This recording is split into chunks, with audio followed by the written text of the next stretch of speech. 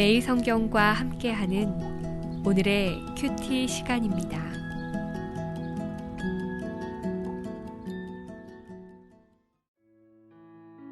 (1월 14일) 오늘의 말씀은 누가복음 5장 27절에서 39절입니다. 그 후에 예수께서 나가사 레위라 하는 세리가 세관에 앉아 있는 것을 보시고 나를 따르라 하시니 그가 모든 것을 버리고 일어나 따르니라. 레위가 예수를 위하여 자기 집에서 큰 잔치를 하니 세리와 다른 사람이 많이 함께 앉아 있는지라. 바리새인과 그들의 서기관들이 그 제자들을 비방하여 이르되 너희가 어찌하여 세리와 죄인과 함께 먹고 마시느냐. 예수께서 대답하여 이르시되 건강한 자에게는 의사가 쓸데없고 병든 자에게라야 쓸데있나니 내가 의인을 부르러 온 것이 아니요 죄인을 불러 회개시키러 왔노라. 그들이 예수께 말하되 요한의 제자는 자주 금식하며 기도하고 바리새인의 제자들도 또한 그리하되 당신의 제자들은 먹고 마시나이다.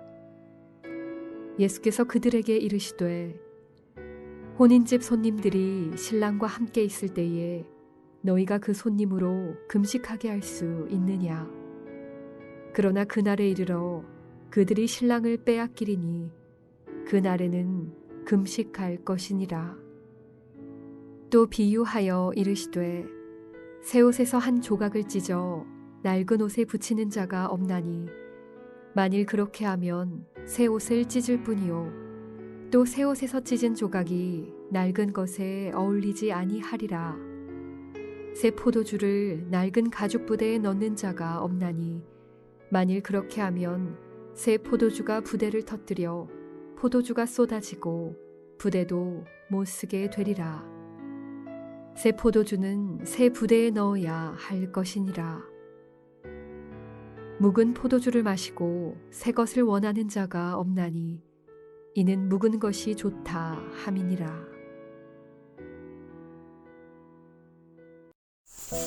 오늘도 귀한 시간 내어 예배하시는 모든 성도님들을 주님의 이름으로 환영하고 사랑하고 축복합니다.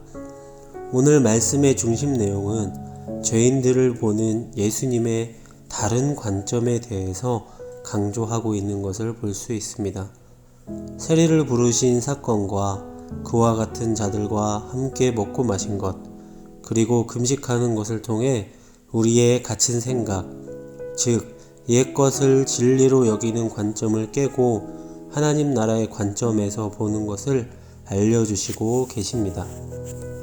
그렇다면 구체적으로 어떠한 관점을 우리가 가져야 하는지 오늘 말씀을 통해 알아보고 깨닫는 시간 되시기를 바랍니다.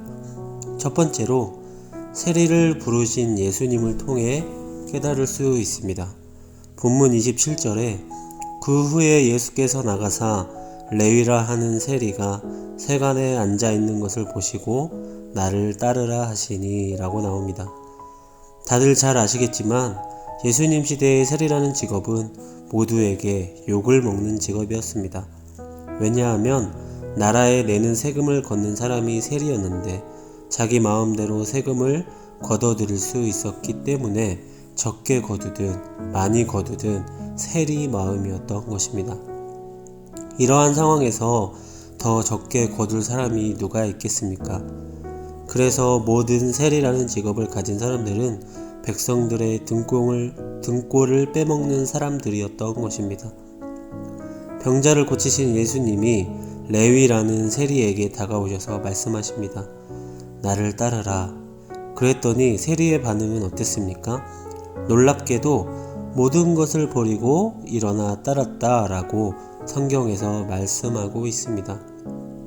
이것은 세리의 참 회개를 나타내는 것으로 회개하여 변화한 세리는 이제 예수님을 따라 사는 제자로 거듭난 것을 이야기하고 있는 것입니다. 이 모습을 본 바리새인과 서기관들은 예수님이 못마땅하여 어찌하여 세리와 죄인과 함께 먹고 마시느냐 라고 하면서 유대교의 규례를 준수하지 않는다고 질책을 하고 있습니다.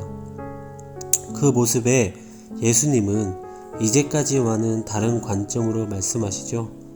어떻게 말씀하십니까? 건강한 자에게는 의사가 쓸데없고 병든 자에게라야 쓸데있나니 라고 하십니다. 바리새인과 서기관들의 관점에서는 예수님이 이해가 가지 않았습니다. 왜냐하면 하나님의 백성은 죄인들, 부정한 자들과는 겸상은 물론 말도 섞지 말아야 했기 때문입니다. 그러나 진정 메시아인 예수님이 이 땅에 오심으로 인하여 규례는 예수님을 중심으로 바뀌었다는 것을 그들은 알지 못했기 때문에 이러한 반응이 나온 것입니다. 이제 그들은 죄인을 정죄할 것이 아니라 그들이 회개할 수 있도록 알려주고 함께하는 것임을 깨달아야 합니다. 또한 지금을 살아가는 우리는 종말을 맞이하는 자의 장례를 치르는 것이 아니라 예수님이 이 땅에 다시 오셔서 우리를 구원하실 것을 기뻐해 잔치를 준비해야 할 것입니다. 그런 천국잔치의 주인공이 다 되시는 우리 성도님들이 되시기를 간절히 바랍니다. 그렇게 언약을 지키시고 우리에게 따라오라 하고 부르시는 예수님을 따라가는 우리 성도님들의 삶이 다 되시기를 주님의 이름으로 기도합니다. 두 번째로 죄인을 부르시는 예수님을 보면 알 수 있습니다. 본문 33절에 내가 의인을 부르러 온 것이 아니요 죄인을 불러 회개시키러 왔노라 라고 나옵니다. 이 세상에 예수님의 부르심보다 더 큰 부르심은 없겠죠.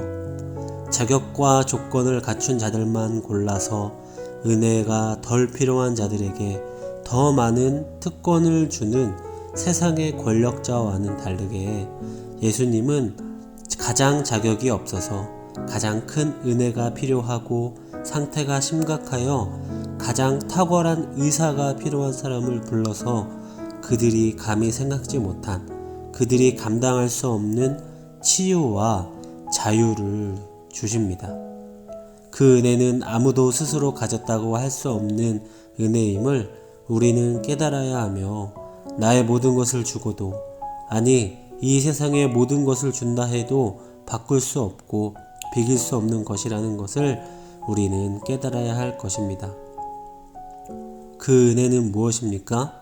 예수님이 이 땅에 오셔서 인간을 위해 돌아가신 것이 바로 은혜요 복음의 말씀인 것입니다.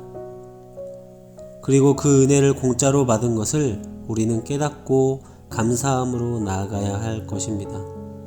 죄인을 부르신 그 예수님의 긍휼함을 우리는 본받아 나는 물론이고 세상의 많은 죄인들을 긍휼히 여기고 복음으로 인도하는 전도자의 역할을 잘 감당하시는 우리 성도님들이 되시길 주님의 이름으로 바랍니다.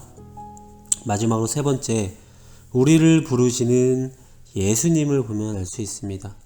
본문 38절에 새 포도주는 새 부대에 넣어야 할 것이니라 라고 나옵니다. 예수님은 앞에 두 사건을 통해 자신들을 비판하는 바리새인들을 향해 예수님이 가지고 오신 새 질서를 수용해야 하는 이유를 설명하고 계십니다. 새 옷 조각을 낡은 옷에 붙이면 새 옷을 버리게 되고 새 옷감은 낡은 옷에 어울리지 않는 것, 또 새 포도주를 낡은 가죽 부대에 넣으면 새 포도주의 발효로 낡은 부대가 터지고 마는 것을 이야기하시며 죄인을 제자로 부르고 또 죄인들을 환대하는 것은 새 것에 해당하는 것을 의미하고 있다고 할 수 있습니다. 죄인들을 환대하고 그들을 긍휼로 대하는 것은 예수님이 가지고 오신 새 나라의 속성일 뿐 아니라 오래전에 구약에 기록된 가치입니다. 다시 말해 환대하는 것은 긍휼이 새 것이고 경계를 나누는 태도가 옛 것이라는 것입니다. 그러므로 긍휼과 자비가 없는 종교적 의식과 규례는 결코 새 시대와 결코 예수님의 시대와 공존할 수 없다는 것을 깨달아야 한다는 것이지요. 레위와 같이 공동체에 해를 끼친 자를 환영하고 수용하는 일은 좋은 것임을 우리는 기억해야 합니다. 우리는 우리만의 전통이나 규례에 얽매이지 말고 가장 급진적으로 어려운 신앙인 죄인을 환대하는 것에서부터 실천하여서 새 시대를 살아가는 하나님 나라의 백성의 관점으로 살아가는 우리 성도님들이 되시기를 주님의 이름으로 축복합니다. 아멘. 우리 함께 기도하도록 하겠습니다. 우리를 사랑하셔서 오늘도 지키시고 보호하시는 하나님 아버지 참으로 감사합니다.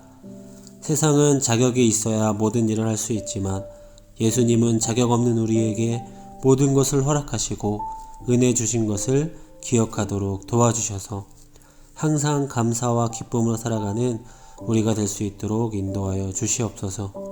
예수님의 부름에 바로 모든 것을 버려두고 따랐던 죄인인 세리처럼 우리의 인생에서도 예수님보다 더 귀한 것은 없다는 것을 깨닫고 예수님의 관점에서 이 세상을 살아갈 수 있도록 지혜를 허락하여 주시옵소서. 그리하여 하나님께서 복 주시고 가정이 화목하고 이웃에게 본받을 만한 삶을 살아 하나님 나라의 가치를 실천하며 전하는 우리 성도들이 다 될 수 있도록 축복하여 주시옵소서. 사랑이 많아 우리를 위해 대신 십자가를 지신 예수님의 이름으로 기도드립니다. 아멘.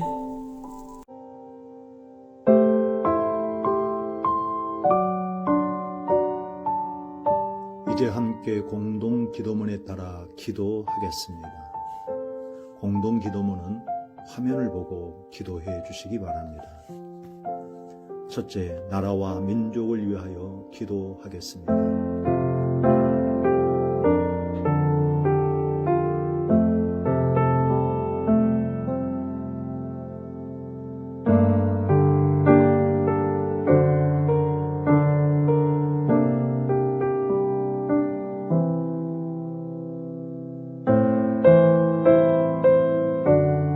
둘째, 한국 교회를 위하여 기도하겠습니다.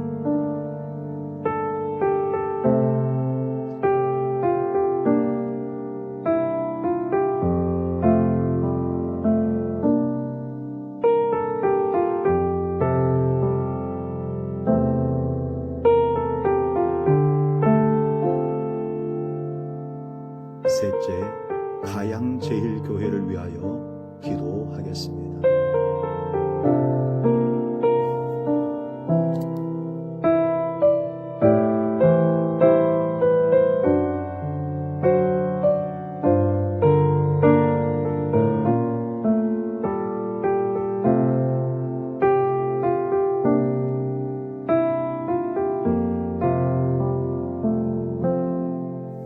예수님의 이름으로